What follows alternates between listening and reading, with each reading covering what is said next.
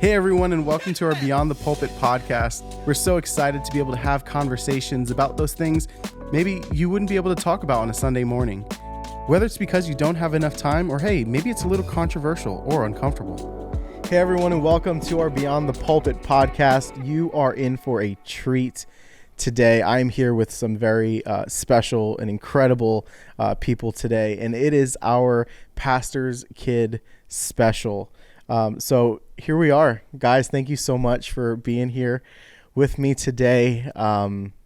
This is going to be a lot of fun. We've just kind of been chatting for the last 30 minutes or so, and I've learned so much, and I hope a lot of that comes back out again here in the next few minutes. But before we start, I just want to hear who you guys are. Who made you a pastor's kid or a PK? Because that's how we know it. So here, we'll start right here. My name is Elisa, and I'm a PK because of Pastors Craig and Tracy Nana. Been a PK my whole life. I'm Charlotte, and I'm a PK because of Pastor John and Andrea Schwartz. I'm Annabelle, and I'm a PK because of Pastor John and Pastor Andrea. I'm a pastor's kid because of Pastor Jojo and Pastor Aaron, and I've been a pastor's kid my whole entire life. I'm a pastor's kid because of Pastor Jojo and Pastor Aaron, and I've been a pastor's kid my whole life. I'm Emma, and I'm a pastor's kid because of Pastor Ollie and Pastor Jess, and I've been a pastor's kid for like 10 years, I think. Nice. So you weren't born into this. No. But you still didn't have a choice. No, of course not. You never do. So cool. We're going to just get right into it because this is good, because I had shared with you guys before that the average church in America has on average of between 50 to 80 people that attend their church on a Sunday morning. So with that, most of those churches, I'm sure there are some PKs there. So they might not have other PKs that they know about or that they can talk with and share things. So today we're just going to get the inside scoop, and we're just feel free.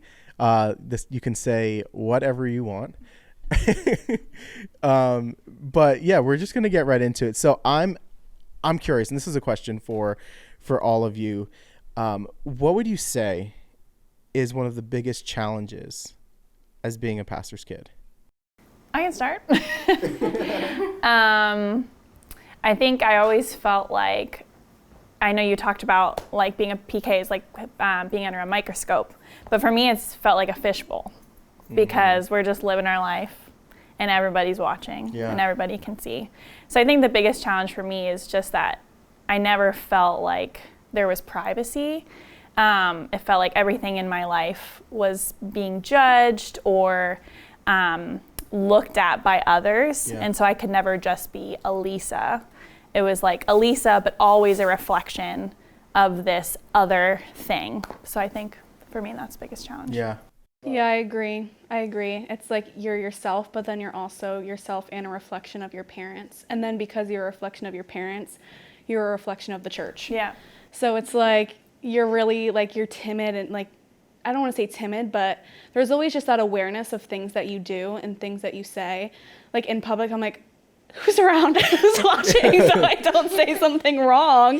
Wear that extra hat. Yeah, exactly. Cover your face. Yeah, and then especially like you guys were like born into it, or just coming from such a young age. It takes also a lot of maturity to realize that as well, and so you kind of have to grow up quickly, I would say. Yeah. Because you have to have that extra awareness of literally just living your life. Yeah. Yeah. Yeah. It's an added layer for sure. Yeah. I haven't really noticed any differences. I mean, growing up, it was like another thing. I really didn't take notice. I mean, some of my friends know, but I just really didn't notice the difference between my life. I just really just felt like I was like one with everyone. Because no one really like just like was like, oh yeah, you're like Pastor Aaron or Pastor Jojo's kid. So it was like I just lived my life. So that's good. Eli, do you feel the same way? Yeah, it's really like that. Yeah. Yeah. I think a big reason for that too is that there's definitely like boundaries that can be set. And I feel like your parents, knowing your parents well, is that they set really good boundaries with you guys and with church. And what does that mean of when they take the pastor's hat off? What does that mean of who are the friends, who are the families they're inviting in? And so I think that the privacy piece can be solved, but you have to set really good boundaries and understand as a family what it looks like for you and involve the kids in that process, because we all have our experiences. And I think the sooner you can involve your kids in that process and talk about, hey, this is going to be your life, so how can we make this work, then the better it'll be. Yeah. I would say the biggest challenge for me as a pastor's kid is probably the expectation put on us. Yeah. Because the expectation that people have for kids and even for teenagers is just not reachable. And it's hard for them to understand that we can't do that. Yeah. So I always tried to reach those expectations, but I never could. And so I thought that I was not good enough to be like that, because I thought everybody else as a pastor's kid could do it, but I couldn't. Yeah. Yeah. Do you feel like those expectations are put onto you by your parents as well?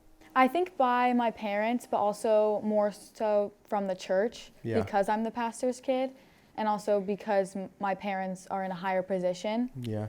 Growing up I'm not a pastor's kid, but I am raising 3. So I'm listening to everything you guys are saying, and I'm taking notes because I'm trying to raise some great kids too. And, I'm going to fail as a father in different ways, but my goal, and if I stand before God and say, hey, my kids grow up to know the Lord, honestly, that's all that matters to me. That's my biggest goal. And we heard a statistic recently that said 50% of pastors' kids grow up and leave the faith. So it's just, it has to do with that expectation, that constant pressure week in and week out. Like you said, you're in a fishbowl, everywhere you go, someone knows you. And, because of, the Bible, we live our lives and we have these standards, the second you miss it, someone's judging you. So it's tough. But Zion, I like what you had said. You said that you feel like, your friends are just, you're just like them. So I'm curious to know, with everyone else, what are your relationships like with your friends, knowing that you guys are pastors' kids, and, their parents most likely aren't, but what like their expectations, because everyone's house, every parent has different expectations for their kids and standards and things like that, and what you're allowed to do, what you can't, like what you can listen to, what you can't watch, things like that. But I'm just kind of curious to know, like, has it affected you, whether it be in school, in work, just people knowing who you are, who your parents are? What's that kind of like? I would say at school, it's not as big of a difference for me, because my friends treat me the same even though they know that my parents are pastors, but they also didn't know unless they asked. But I feel like at church, the church friends are so much different because they already know, but they don't want to tell you some things because they feel like you're going to tell your parents, which could tell their parents. So I feel like they have trust issues because of who my parents are, and they think that I'm going to spill all their secrets about what they do, which I'm not, because it's not my place. So I feel like church friends are a lot harder than school friends. I agree. I think it's definitely easier for me at school because not many people know who my parents are. I just think it gets harder at church because people put a certain pressure on you, especially your friends, and they refer to you as the pastor's daughter, and that's your title. And it's hard sometimes because you want to be referred to as your name, not your title. Because I just think it can get hard because this is something that you've stepped into because of your parents. This isn't something that you've chosen. And so I just think it's easier at school for me because my friends, they know that I'm a pastor's daughter, but they don't sometimes there's things where they're oh, shouldn't you not be doing this, or stuff like that. But other than that, they kind of just accept that I'm a pastor's daughter and they're fine with it and they accept me for me. So yeah, kind of like what she said. I feel like they know some things, like they know the boundaries, but like I feel like it's better off for me, at least, them knowing that I'm the pastor's kid, because then they know that there's some boundaries, that I can do some things, I can't do some things. So yeah, but my friends really don't treat me any different. I mean, they do bring it up sometimes, like she said. They're like, "Oh, you shouldn't be doing it because you're like pastor's kid or something." But like, it's kind of nice knowing. But yeah. I think. Go ahead, Emma. Okay. I was gonna say at church it definitely is isolating, like both you guys said. Like people, I kind of maybe like exclude you. I don't want to say exclude you, but kind of they do, because your parents are the pastors, and like they're seen as like, it's not like they're the Queen of England or anything. But, like, people act like they're like the law of the land, so they like don't tell you. So I'm like, bro, what? like, it's fine. And then even like at school and stuff, it's fine. But I think I do see a difference in my friendships. Just like, I mean, we have secular friends in school, and we have Christian friends and stuff like that, but you know, then your secular friends, it's like, actually I can't post that TikTok because, you know, it just said the F word and S word. It's like, sorry guys, put a heart eye emoji over my face or something. Which like sucks, because then they're like, boo, like why can't you do that? But yeah, I definitely think, I don't know, like there's just certain like things that only like pastors' kids really realize in relationships in outside of church and within church that really like affect you on like a deeper level than it would most, I feel like. Yeah. Would you say that your friends or people that you know, like that do know you are pastors' kids, that you're able to talk more freely about, you know, the gospel just in general? Do you feel like, or do you just kind of just let your life, you know, be Jesus with, you know, skin on here, and just let people see Jesus through you and your love? I think it can get a little hard, especially for me, like, because I feel like no one else understands the amount of pressure that's put on you. But my friends try to understand, especially like my friends at church, they try to understand, but it's to a point where they don't understand. And like I appreciate them trying to understand, but sometimes it can feel, like Emma said, like very isolating. Because it feels like you have no one to talk to sometimes, and you're kind of like alone in that sense. Yeah. I think as far as the gospel, I think it's an open door and an easy like, oh, my parents are pastors, you know, this is what I'm doing. I'm going to youth group. Do you want to come with me?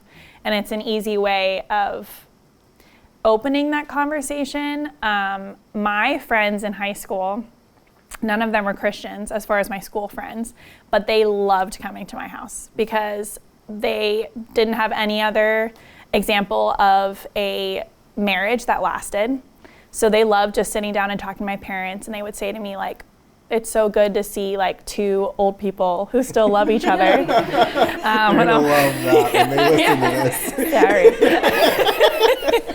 And you would think that we would want to go to the house where the party was, but we would be at my house till midnight downstairs in the basement hanging out, and it was like a safe environment for us. And so and every single one of my friends came with me to church at one point, and one of my best friends from high school, whenever she's in town, she still comes, and she's like, if I lived here, I would come here every Sunday. And I think that I wasn't constantly like, hey, Jesus, you know, but through that friendship and through the example that my parents were, and we just adopted her as family at certain points. And so I think it's an open door, but some people might feel like you're shoving it down their throat. So it's definitely like a balance.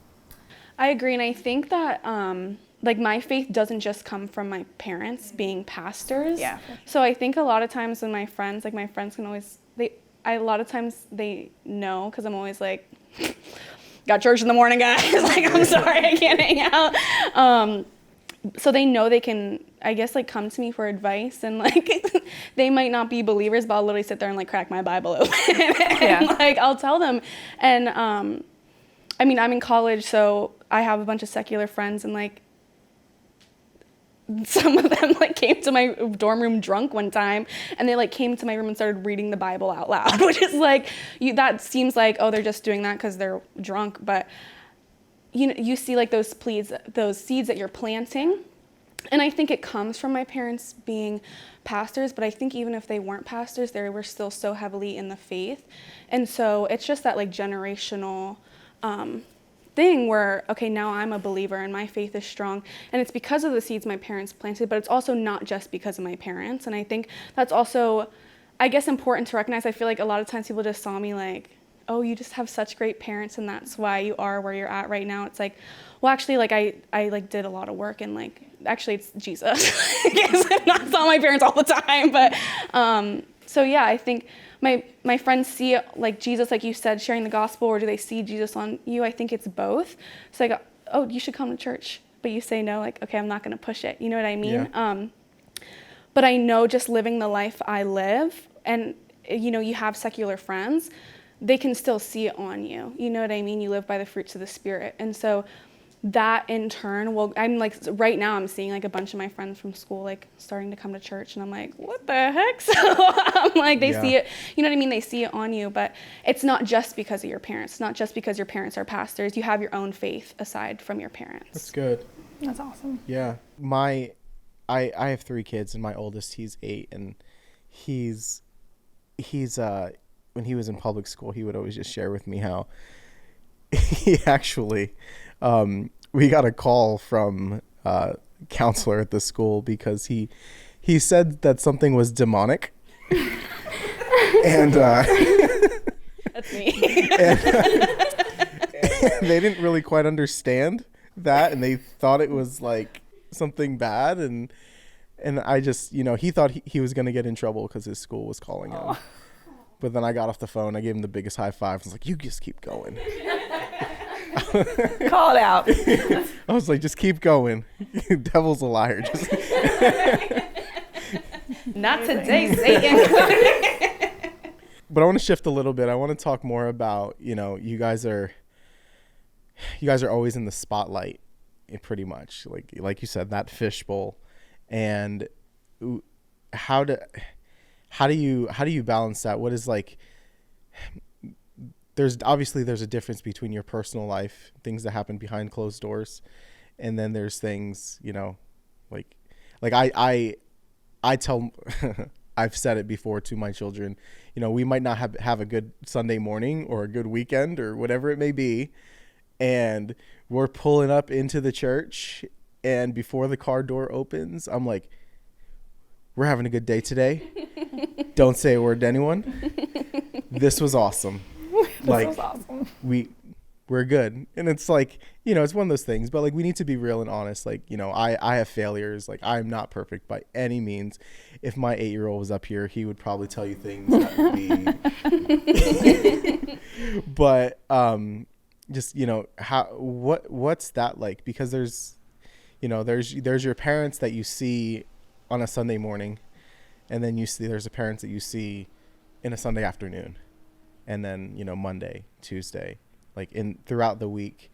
Are there differences, like just kind of just what's that like? I think that definitely I've had to learn like what to share and what not to share, from many fails of sharing too much and getting in trouble. But I've learned. But I think just as I've gotten older, I've learned what I can share and what I can't. And also, I think definitely it is different for my parents throughout the week. It's definitely just as stressful as it is on a Sunday. But I think it's more like when they're at home and they're working from home, it's definitely different. And I can see the stress within them, especially when I'm home for the summer. And so I guess it can almost take a toll on me too, just seeing my parents stressed and seeing the amount of burden they carry. And I think that can get hard sometimes too, so. Yeah, I think that's maybe something that people don't realize is that I feel that my parents did a really good job of like sheltering us and not like telling us all the tea, what's going on at church. But we see it and it affects us, and even spiritually we carry some of that stuff. So I know for me, I felt the same way as you, Annabelle. Like I was probably 16. My family was going through a really hard time, and not because my parents told me not to. I just knew it innately that like, don't talk to anyone about this.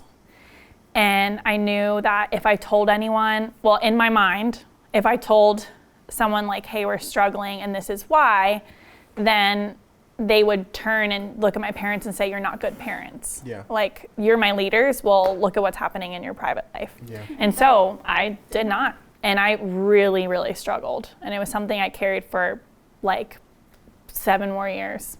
Yeah. And I finally, like, COVID happened and was 10 times worse, and I lost it. I called my mom sobbing about something, and she's like, you need to talk to someone. And so I started going to counseling. And the counselor, one of the first things she said was, anything you say here, like, it's safe and it just stays here. And I was like, wait, seriously? What is that like? You won't have a judgment on my family. You won't judge me. This will never leave this room. Like, that was freeing in itself. And so I think that, I know that we feel that we can't talk to anyone about things, but you have to have someone. Mm-hmm. And your parents can be one person, but there has to be someone else. Mm-hmm. And I think that parents can facilitate that and find a safe person for you to be with. But we're people, and we can't hold that in because it doesn't go well. Yeah, I feel like the more siblings you have, like the more weight is like shifted to all of you guys, so it's like easier to carry. Yeah. But like I feel like it gets harder the less siblings you have, because you can't, because like I know with us, since we have like a handful of siblings, that like there's like certain people that you talk about this to, like one person that you can talk about this to, and then so it's easier. But I feel like it does get harder like the less siblings you have.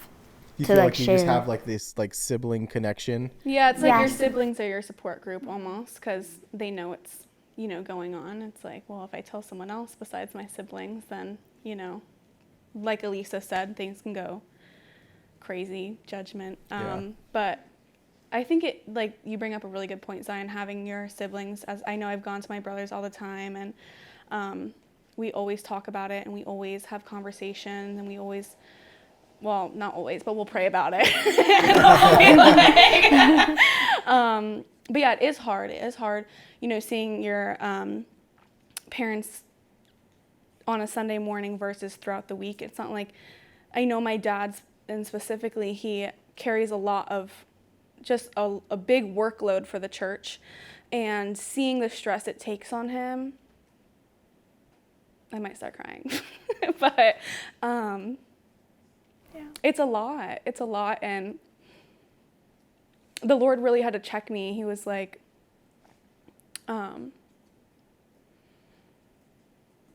the people in the church are not the reflection of Jesus. You know what I mean? Like, people have their flesh, and people, do and say these things, but it's not necessarily a reflection of myself. So seeing,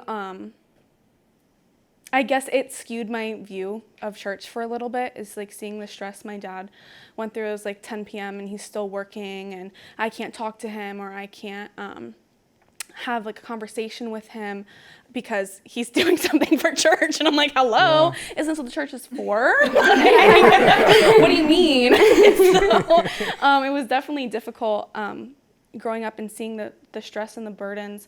And it really took until I moved away from college and I could see, I also held resentment against him for it, because I was like, I'm your daughter, you know what I mean? We're your kids. What do you mean you're doing finances until 10 p.m. and can't have a conversation with us? Our finances is more important than us, you know what I mean, for the church? Or, you're writing your message, but like, what if I need advice? And so it took me leaving to college to like sit and realize, our parents are humans too. And, they fall short in some ways. And I think, especially being a pastor's kid, being a pastor is such an emotionally taxing job. A lot of times, their kids get the short end of the stick, and they don't get the emotional support they need from their parents. But yeah, the Lord just really opened up my eyes to seeing the humanity aspect to it. Yeah. I feel like you can't really tell your friends things because you don't want to put a bad reputation or a bad look on your parents. So I've always felt very like alone. So I've always just like kept everything to myself because I don't want to ruin my parents' reputation or have people think of or look at my parents or my siblings differently because of the things that we all go through. So I feel like that's really, really hard as being a pastor's kid because you really feel, at least for me, I feel really alone sometimes because all my other friends, they can talk to their friends about anything, but it's just different when you're a pastor's kid. Yeah, it is. Yeah. Yeah, because it's not just your parents, again, it's the church. And if you're trying to invite your friends to church, right? And here you are saying like talking dirt on your parents. You're like, fuck that, I don't want to go there. It's a little complicated. My dad broke my stuff. Yeah. I don't know if that's a true story.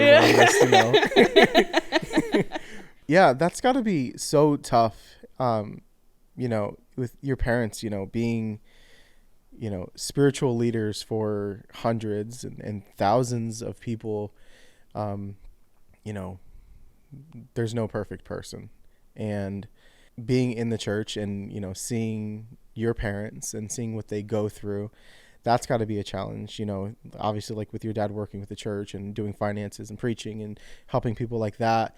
Those are things too, but there also comes the time where your parents are criticized and there can be so much hypocrisy in the church and you guys see it and, it might not be put towards you or anything like that, but, it's more pushed on your parents. And how do you navigate that, knowing like you said, like your parents are going through so much and they're just constantly, it seems like sometimes they're just getting like beat down by things. I'm sure like there's even been times where it's been, scary times for you and your family.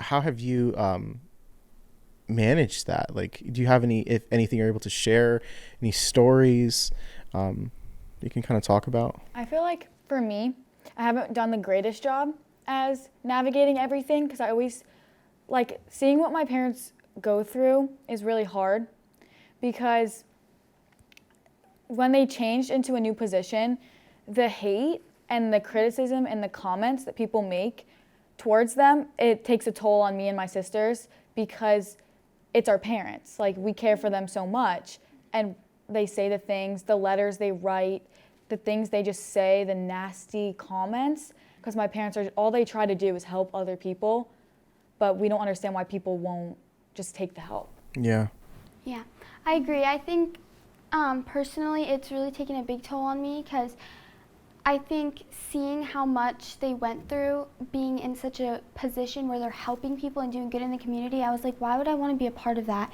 if someone's gonna do the same thing to me that they do to my parents?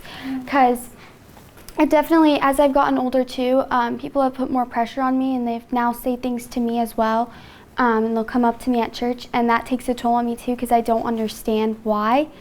And I've been working on navigating through that and working on dealing with my emotions, but it does get tough, like Charlotte said, because it is our parents. And when we hear all these people saying all these hurtful things about them, because they're just trying to help people, and it just gets tough hearing the hurtful things because it's like, because we know our parents, we know what they're trying to do, so it can just get really tough, and then I feel like the burden comes onto me as well. So yeah, I think my parents did a pretty good job at like shielding us from things people would say, but there was like an instance a couple years ago where like this guy, I thought it was a skit at first that my dad put together like in the middle of my dad's sermon. Oh, no. He like stood up and started like yelling at my dad about something he said, and then I realized it wasn't a skit, and then I was like, oh my gosh, he's gonna shoot him. That didn't happen. Nothing of the sorts happened, but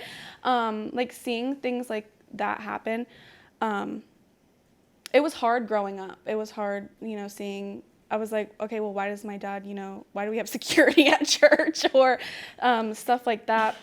But I also, with people, like you said, you don't want to be a part of that.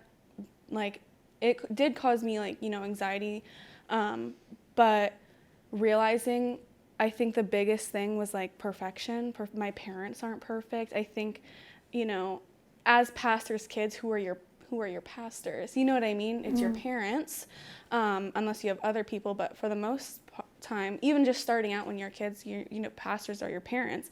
And so you see them pastor on a Sunday, but then you also see the imperfections throughout the week. And so it's hard. And so I just had to keep reminding myself that we're all human. We're not perfect. And then I think that perfection piece played a role in my life, because then I wanted to be perfect in every single thing I did. And then I felt like a horrible Christian if I wasn't. And then, that also transposes to, people being crazy on a Sunday. It's like people are not perfect, and people's flesh doesn't represent who Jesus is, and doesn't represent, I guess, like what he's for. You know what I mean? Yeah, that's good. I'd really like to, we're going to wrap up, but I really would like to do this again soon. I feel like we could go so much longer. This could be an entire series. Yeah. PK talks or whatever. Uncut. Exposed. But like I had said earlier, there's, 50% of, pastors' kids grow up and leave the faith. You guys are still here. Praise God. Mm-hmm. And you've seen the ups and the downs. You've seen the good, and you've seen the crazy. You've seen the how people can just be evil at times, hypocrites, and all of that comes with church, because we know there was someone that said, like, I love your Jesus, but I don't like his followers. Because we know that only Jesus is perfect, and none of us are, and we try to do our best. So I'd love to continue to talk with you guys, hear more stories, but there's no right answer to this question. We'll close with this, but what are your guys' thoughts towards ministry, and do you see yourself continuing on maybe in the path or the footsteps that your parents are on? Wow, that's a heavy question. Honestly, truthfully, it's a deterrent, seeing how, like we just keep saying, the heavy burden they carry. Yeah. I remember the Lord spoke to me, it was like, 2018, 2019 at one of our youth conferences. He was like, you're going to go into ministry. And I was like, so pumped. He was like, you're called to ministry. I was like, yes. And just growing up, and now I'm 20 and my parents don't have to shield me as much as when I was like 14. So I'll call my dad and he sounds stressed, and like sometimes he'll tell me what's going on, and I'm like, dang, bro. I was like, you're calling me to this? It's crazy. But it's just, having faith in Jesus. But it is a deterrent. But then also there's all the positives that you see, countless people getting saved, countless people being baptized. The family promise that always like makes me smile is, having homeless families stay at our church, and all the good we do, all being the hands and feet of Jesus, that really, obviously that's what we're called to do. So it's just really balancing the negatives and the positives, and yeah. Right now, I don't see myself following it because of all of the burdens and the negatives that my parents go through, and seeing the toll that it takes on them, but also the toll it takes on us. And I don't want to put if I have children, my children through what I feel like we have gone through. But there's another side of me that also feels like I could do so much for this world, and I could help so many people. But it's, like Emma said, the balance. You have to be able to balance it. I would say, like, for me, it's not really a burden. I would not like to be a minister.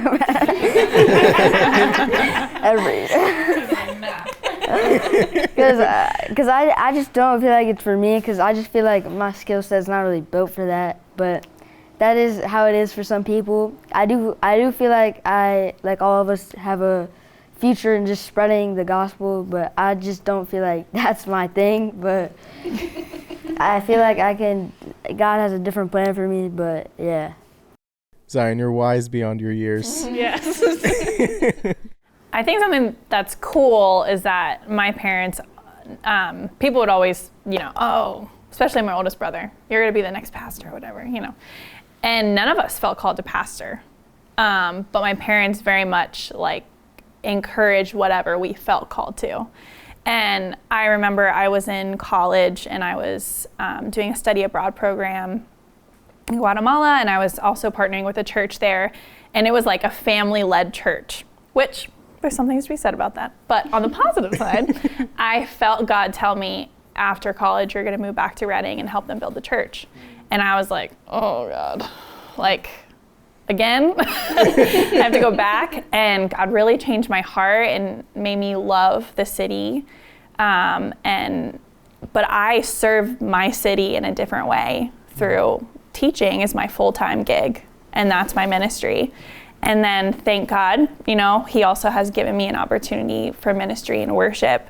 But I think that it has to be a calling. And so it should never be an expectation of, well, your parents are pastors, so you should follow this way. And little plug too for pastors, your kids are not your volunteers. Yes! Your kids are not your volunteers. So in the nursery. If they feel called to nursery, go for it. If they feel called to these areas, go for it. Nurture that gifting in them. But if they do not feel called to that, find the things that they are called to. And so I did do kids for a while, and then I was like, no, Mom and Dad, can I serve in the worship team? And so they nurtured that. But I had to put boundaries for myself, because being the pastor's kid, there is an expectation that I come to everything. And now that I'm an adult, I'm like, no, this is not it. God is calling me to other areas. And so I will be at church when I feel called to be there, and as much as I can, but I am not going to go to everything just because I'm the pastor's kid. So it's a journey. Yeah. That's good. Just going off of what Elisa and Zion said, I mean, to be honest, I don't really see myself in the ministry right now, but as I grow up and as I get older, I may be in it or I may not be, but it's really I don't know yet. Yeah, like you guys are saying, it's more than just being a pastor. It's that heart, it's that attitude, just being able to share the gospel in any position you're in. Mm-hmm. That's ministry. You don't have to get up there and preach a 40-minute sermon, because in reality, as you guys know, preaching is probably 20% of your parents' job. Less. Maybe 5%. Yeah. 5%. It seems, to the outside, that seems like that's their biggest job, but that's a very small portion of what your parents do. But this was great. Thank you guys so much for being here. And we're going to do this again. And we'll talk more stories next time, because we want to hear some stuff, and we'll learn. But thank you guys. Thank you. Thank you. Thank you. So there you have it. This is our Pastor's Kids Beyond the Pulpit episode. I really hope you enjoyed it. Be sure to comment, and subscribe. And in the comments, once you show them some love, just tell them, how you appreciate them. And if you are a pastor's kid, I really did hope that you found some value in this, and that you're not in this alone, and that there's hundreds of thousands of other pastors' kids out there that are all, experiencing similar things as you. But there we have it, Beyond the Pulpit.